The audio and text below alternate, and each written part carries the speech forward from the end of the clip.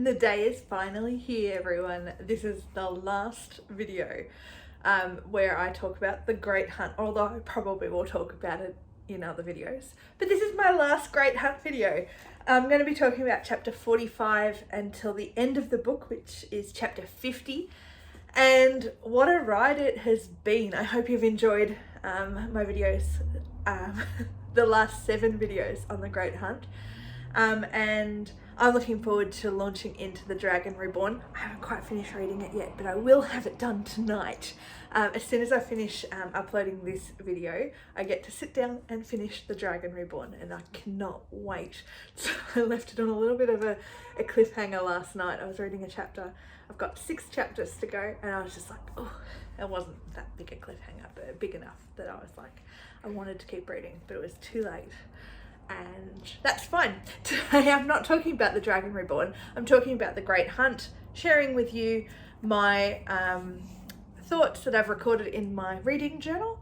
And every chapter I've sat down, documented exactly what I'm thinking.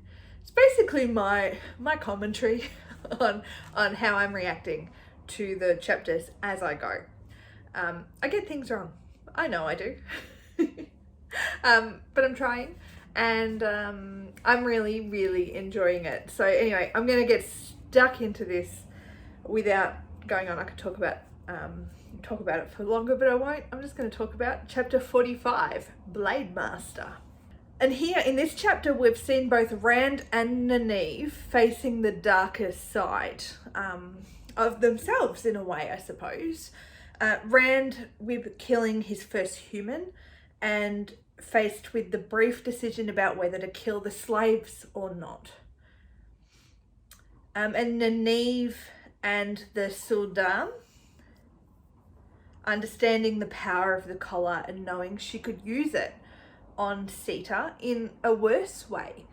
And they both have to deal with that, and they both show that they've got that darkness within them, I suppose, that they're even contemplating these things.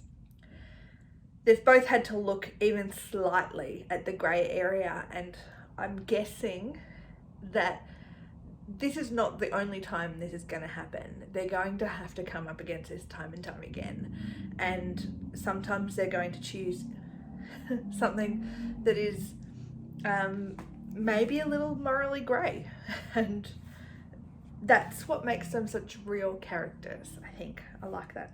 Both the plans taking place at the same time could prove to be what saves Egwene.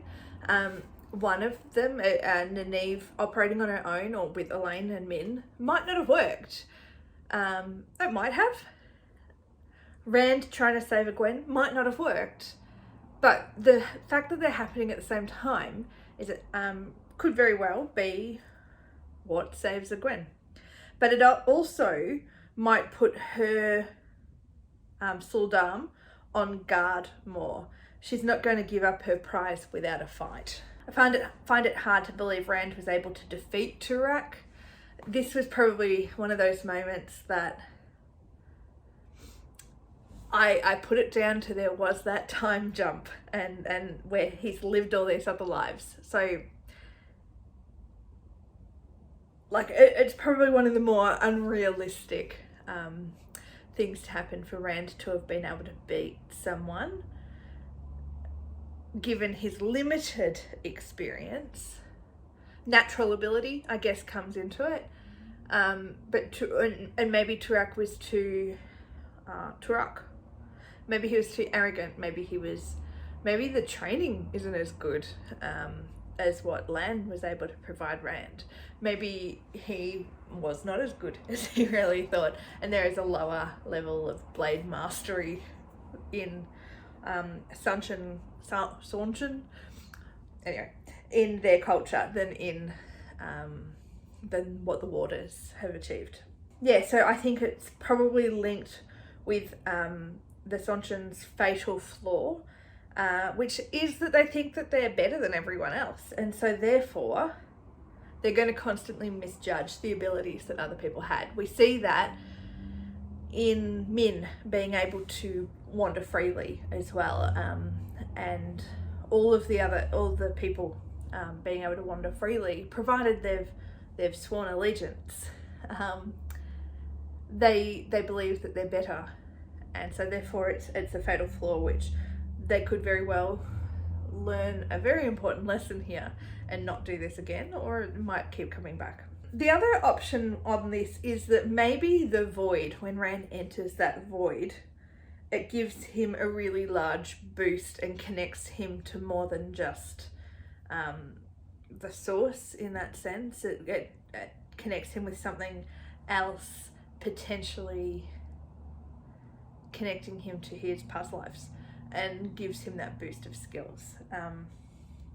I believe any of those kind of things. I think it's probably just one of those things, him beating a Blade Master. Not quite believable, but if I take into account some of these other things, I can excuse it or accept it as being part of the world, and part of that idea of the Wheel of Time, that Rand has these bigger connections. The dagger is going to need to be watched, and Matt better be really careful with it. It is really dangerous. No wonder Fane wanted it so much. And are they going to run into him in the next chapter? Is he going to try and get it back again?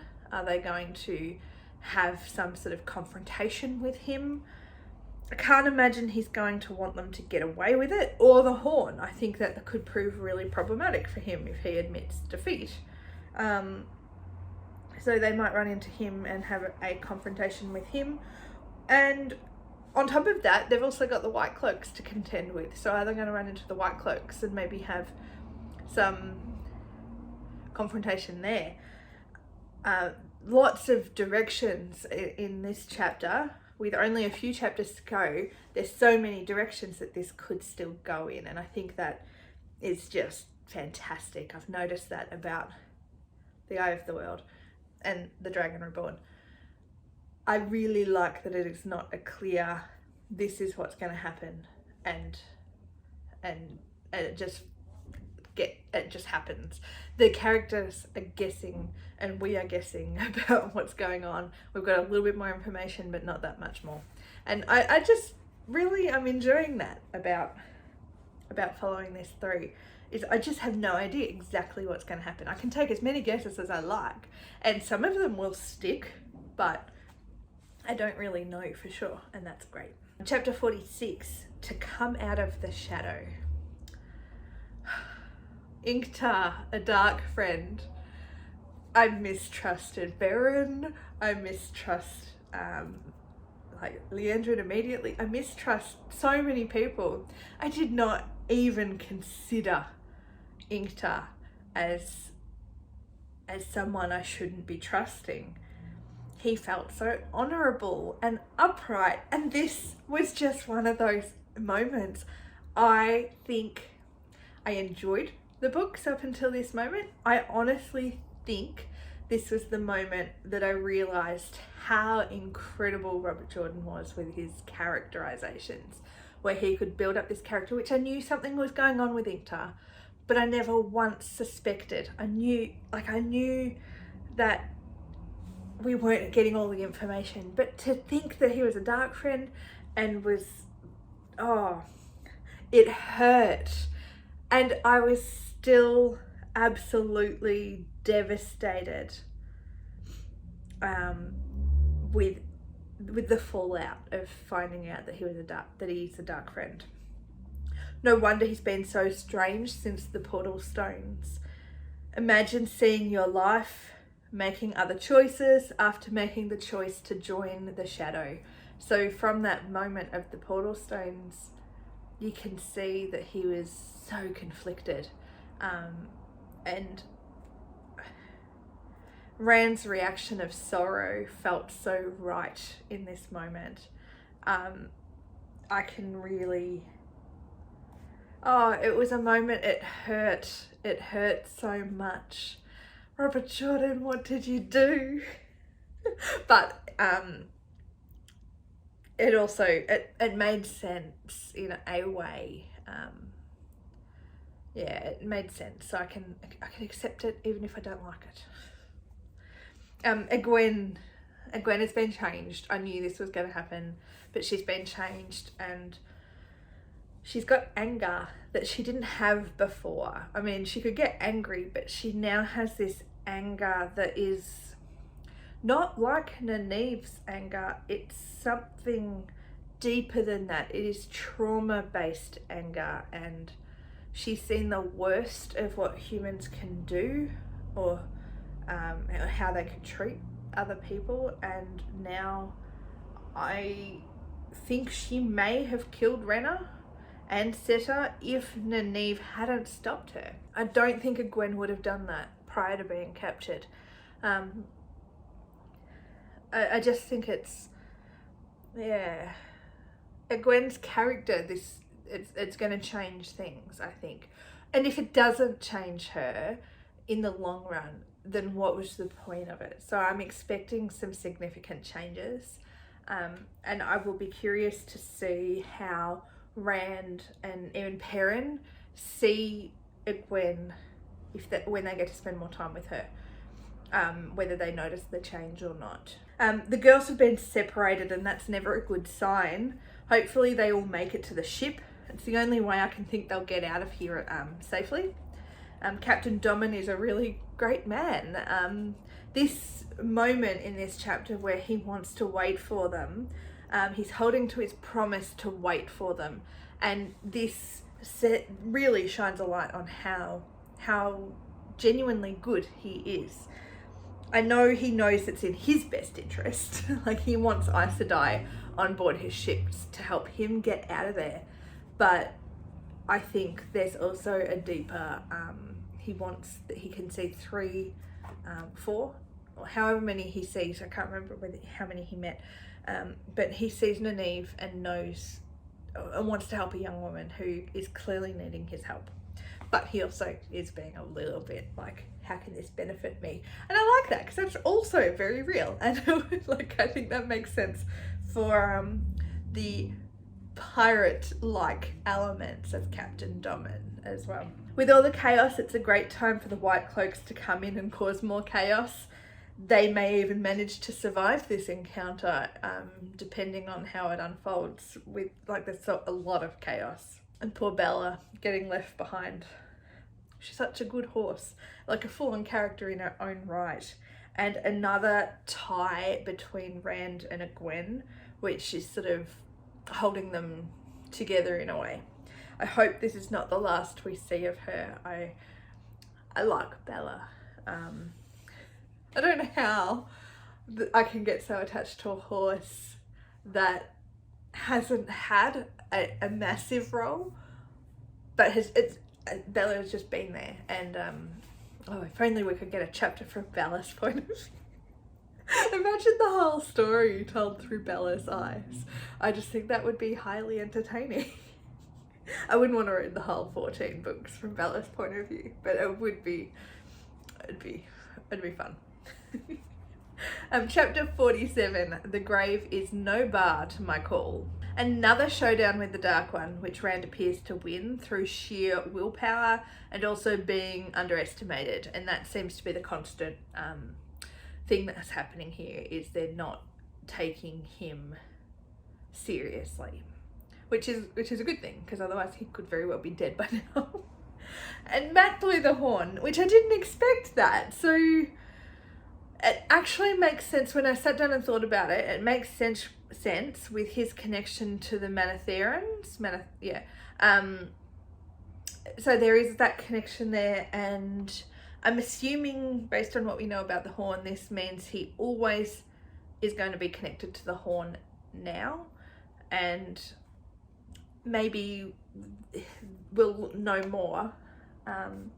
His reincarnation, his role in the pattern may start to make a little bit more sense the more we learn about this and the Horn and the dagger. And is the dagger even relevant? I assume so. It'd be pretty ridiculous if the whole first 2 books focus so much that they have the dagger as such a big part and then it just disappeared. So I assume that it'll still be present. Or does it, so when I was saying, does he does he always have the connection to the horn now, or does it have the automatic connection to the Dragon Reborn, or both? I think that gets answered as I go. I think in the moment Rand knew who was riding. He was able to name them. I think he began to accept, partially, maybe mentally, he began to accept who he was or who he is. And the other two accepted it when they saw the banner. I think there's still going to be some pushback. I don't think they're really willing to accept it, but I think there was that almost resigned, this is happening, in that moment. Has Ingtar died? I'd be shocked if he survives, but until we know for sure, I'm half expecting him to make it through while Hurin dies, given that 5 ride out. I still think Ingtar has died, but we didn't actually see that happening. I think it was implied, but we didn't see it happening, and I'm always suspicious. I've got to be suspicious unless we actually see someone died and buried. I'm suspicious and think that they're going to be back. So I think he's gone, but who knows? I like that Rand does have anger towards Ingtar, but still acknowledges him as friend. I think that is a really mature way of looking at things, a really nuanced sort of thing, that we can be angry with someone for their actions and their deeds and still know that they've still count them as a friend. And I just think that was a really fitting way of approaching his death. He's also got a bit of that tell them only what they need to know thing from Moraine, though. In this sense, it makes perfect sense that he wouldn't tell them any more than they need to know. But he's catching on that maybe not all information needs to be shared, and whether he's learnt that from Moraine or whether he's just learning that himself, it's hard to say. He's probably learnt it a bit from Tam too, when I think about it.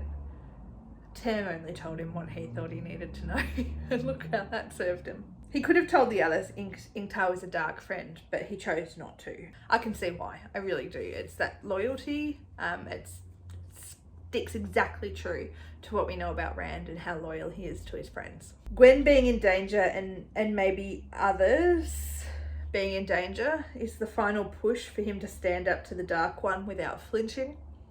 He can feel the threads. Does this mean he'll start following what the threads want, like what the pattern is sort of pushing him towards? Not that he has much of a choice, but is he going to willingly start following? And what happens to those the horn brings after the battle? Do they just disappear again? That I'm sure I'll find out fairly soon, but that was an interesting, I was like, oh, well, there's people here. But what happens? Do they just disappear again? Or are they there until the battle is done? That would have been actually really cool if they were just sort of there. That would have been awesome. Chapter 48, First Claiming. Min, Elaine and Gwen all felt a pull towards Rand, but Min says there's another yet unknown woman connected to him. Celine, maybe, or as I think, Lanfear, still to be confirmed, or someone still to come in future books. I'm assuming we're going to have more characters introduced. There is 14 books, so I mean, I don't mind just hanging out with these characters, but I assume we're going to get to know more characters, so I'd say that we'll meet more. And Nynaeve doesn't have the connection as well, so Min, Elaine and Gwen are all connected, but not Nynaeve. So her part in the entire thing, the entire pattern, is quite different to what the 3 other women are, how they're connected to it all. They found Bella. I'm really happy about that. Bella is okay, so that's good news. I can rest. I can sleep knowing that Bella is okay. I love how Min just accepts that she's seen legends come to life, but keeps going without stopping. Oh yeah, that's happening. Let's keep moving. Good on her. I'm glad Captain Domin got away, although I'd hoped they'd all connect again. I'm sure he's going to pop up again though. He's connected to this in some way, who knows how, but he's going to appear again, I would say. Rand did see his face through the fog and recognised him. So I'd also say that he could very well be important in the bigger scheme of things. Maybe not like Tavern or associate level important, but he's going to play some part. And I almost dropped my book. That will be interesting to see anyway. Lanfear's appearance is interesting. So confirmation there, which I think that was fairly clear. With all the hints and everything, I don't think that was meant to be a mystery that is meant to be this big shock to the reader. Robert Jordan planted enough seeds very early on that I clicked that was what was going on. So I'm assuming most people managed to do that. Did you manage to figure out in your first ever read, when did you work out that Selene was Lanfear? Let me know. She wants Rand for herself, not to share with the other Forsaken, but she doesn't care as much about Min sharing him, for now anyway, which I think that says a lot about Lanfear's arrogance, and that she sees herself up here with the other Forsaken, and Min is not important enough to count. Very true what she said in this situation on page 661. He knows, but he does not believe. I think that sort of matches up with what I was suggesting in the last chapter, that Rand has kind of accepted it, but he doesn't quite believe it. He's still in denial about it. I'm disappointed that Bornhold died. If Bayer is correct about that, I can't imagine that he didn't die. I'd say that that's fairly accurate information. I'm worried though, because Bayer is going to share the wrong information with the rest of the White Cloaks, and that really means that Perrin is in more danger from the White Cloaks than maybe any of the others. And I would say that he's going to be White Cloak enemy number one, which is not good for him. I don't want that for any of them, but I don't think that's great. But yeah, I'd say it's linking again that Perrin and the White Cloaks are going to be connected more so than maybe some of the others. Chapter 49. What was meant to be? Waking to Min and not Egwene or even Varen would have been incredibly confusing for Rand, because he'd seen Egwene, had no idea, had only met Min the one time, and was expecting Varen to be there. But he noticed her in a dress in a different way. Or maybe I'm reading into it, but there's a connection there, we know that. I'd say that it'd be interesting to see how Rand feels about Min. How Min feels about Rand. I have a suspicion. Did Moraine and Lan arrive in time for the whole battle? Were they there? Did they help? It sounds like she tried to free the domain, Damane? The trapped, captured Aes Sedai. Nynaeve could have managed it. I really do think if she'd been able to, she would have done it. She was obviously distracted, couldn't quite work that one out, but she could have done it. I know she could have. So I wonder what those that left I'm trying to work out what some of my, I'm like, who am I talking about? Now, I wonder what Varen and Egwene and Nynaeve, who have already gone, and Mat, what they're thinking about what's happened and how they're feeling. At least with Varen, they should have little trouble getting back to their training. I would have liked to have seen how Egwene had changed through Rand's eyes, though. I highlighted that earlier though. And strange to send the horn away from Rand. I was really surprised by that. But I guess that Mat is linked to it, so it has to stay with him, or makes more sense for it to stay with him than it does for it to stay with Rand. Rand's finally accepted who he is, but he won't let go of where he comes from. I can really imagine that he's going to head home fairly soon to see Tam in the village, and make sure that they're safe from Fane. I think that the reality is that is a really pressing thing, that Fane has made a threat that his home is not going to be safe if they don't meet on Tom and Head, and they didn't meet. So his family, his home, Tam is his family, but his home is not safe anymore, and he's going to need to deal with that. Moraine's guess about Fane being partially Mordeth explains a lot, especially about why he wants the dagger. Maybe there is a bigger link there between Mordeth and this particular dagger than any other bit of treasure that they could have taken, and it's just not by chance. It's not a coincidence that Matt took this dagger. There's something more there. But it also means that Fane is going to try and get that dagger back, if that is the case. And Rand has his first followers.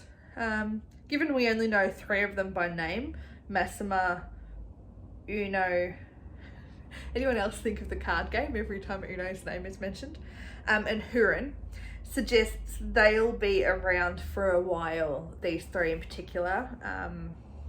I'm surprised in a way that Perrin has stayed with Rand.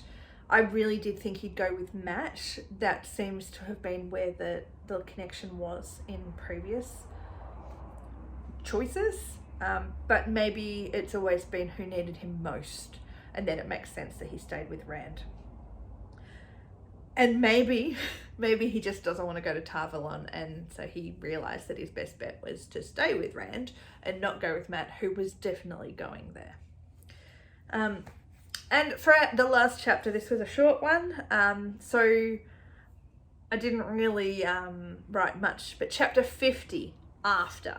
I wrote 1 sentence for this, and that is how legends are made and tales are twisted. All you have to do is read that last chapter, however short it was, to really see how this is obviously going to shift and contort into something completely new. And that's how legends are born. It makes sense. So a couple of major questions that I jotted down as soon as I finished reading it. Major questions for right now, which I'm assuming I'll get answered in the next book, or over the next couple of books. What did Moraine learn, and where have she and Lan been in between? I know that there would have been some travel time required, but what was it that they were doing? How much has this affected Egwene? I think we will definitely be seeing more of that in the next book, unless we don't see Egwene at all. But we will, as soon as we start seeing more of Egwene, we'll see how much it's affected her. Will Rand go to Eamon's Field to see Tam next? Again, that makes sense, given that Fane has threatened Eamon's Field. Why did Varen chase after Rand in the first place? Was it simply she didn't agree with Moraine to let him find his own way? Or is there something else going on there? I feel that there's something, and when we find out what Varen's reasoning was, I think some other things will fall into place maybe too. And last question, is Rand always going to have his posse now? It's going to make it harder for him to blend in. So I can't imagine that he's going to be wandering around the countryside with his posse, Massima, Uno and Huron, to name 3 of them. But we will see. If they are going to, they're his first people, his first followers. They may very well be now his sworn bodyguard, I don't know, and never leave him, and he will always be surrounded by these people now. And I mean, I wouldn't say no to that. I think that could prove quite funny at times, but I can't imagine that's going to be the case. And there we go. That is the end of my journal for The Great Hunt. So I have really enjoyed this. I did not expect, and this is one of those really, really wonderful things that I'm finding. The title is both very, very accurate. This was a great hunt, but also incredibly misleading, because it implied that they were taking part in the Great Hunt from Ilion. And I love that. That just was one of those things of sort of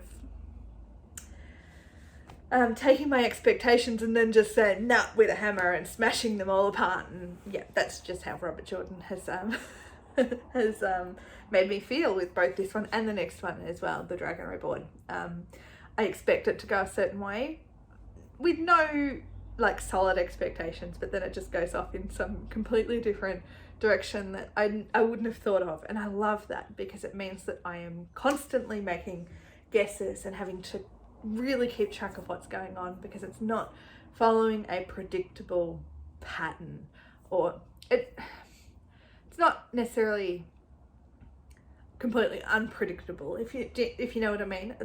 It's not following the path that maybe people expect it to, and that's fantastic. I love it. So please let me know, what did you think about The Great Hunt? Let me know down in the comments below. How did you feel after reading it for the first time?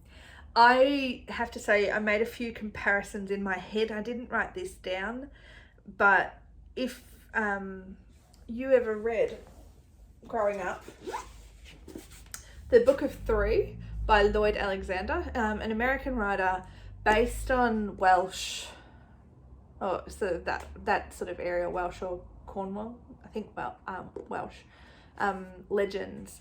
But The Book of Three has that farm boy going off and doing things and finding out that he's part of prophecies and things like that. And I think during this one I noticed a lot of similarities between the two. And The Book of Three is it's a kid's book, but I noticed, I've always wanted this. I've always said, imagine The Book of Three but written for adults. And it's completely different. They are not the same story in the slightest, but I'd say that this is what I'm reading at the moment. I'm reading The Wheel of Time is the Prydain Chronicles, which this is the first one in that, but for grown-ups. And a completely new story as well. It's not the same story, and that's really cool as well. But I did want to point that out, the similarities. You can see the richness of fantasy that Robert Jordan has pulled from. And I assume, I'm making an assumption here, I do not know for sure, but I would be incredibly shocked to find out that he had never read this, because I can see the influences, just like you can see the influences of Tolkien, and he takes it and completely changes it into something new. I think the same can be said of books like this. This would have been one of the earlier farm boy things, as far as I know. 1964 was when it was originally written. See, pretty map. I love a map. Anyway, I just wanted to bring that up because I do notice the similarities. And I think if you haven't read The Book of Three or The Chronicles of Prydain, there's 5 books. They're really short books, like Narnia size books. I could knock them over in a couple of days if I really wanted to. And I'm thinking that I might do that fairly soon. By the end of the year, I might sit down and just read them all and see, make more of those connections. Anyway, enough about a completely unrelated book. That is all for The Great Hunt. As I said in the last video, I'm going to take next week off from the Wheel of Time videos. I want to read some other things. I want to maybe do a few different videos on different things. So if you'd like to see anything video wise, let me know as well. Maybe not Wheel of Time related, something else. If you'd like to know about other books that I've read, let me know. I don't know. I'm rambling a little bit now, but it's just, I've really enjoyed The Great Hunt, and I'm so looking forward to finishing The Dragon Reborn later tonight and being able to start the next book. What is the next book called? The Shadow Rising? Anyway, I'm looking forward, it's up there somewhere, it's on the next shelf up. I'm looking forward to starting book 4, but I'll probably wait a week. It's nice to just be able to read something else in between. So anyway, you're getting to hear my whole plans now. The next video will be out on the first Wednesday of October, and following that Wednesday, Friday pattern for me for over the course of 4 weeks. So that's the plan for the Dragon Reborn. That's been the great hunt. I hope you enjoyed my thoughts, and get down in the comments, tell me your thoughts, and like, subscribe, and I will see you soon. Bye.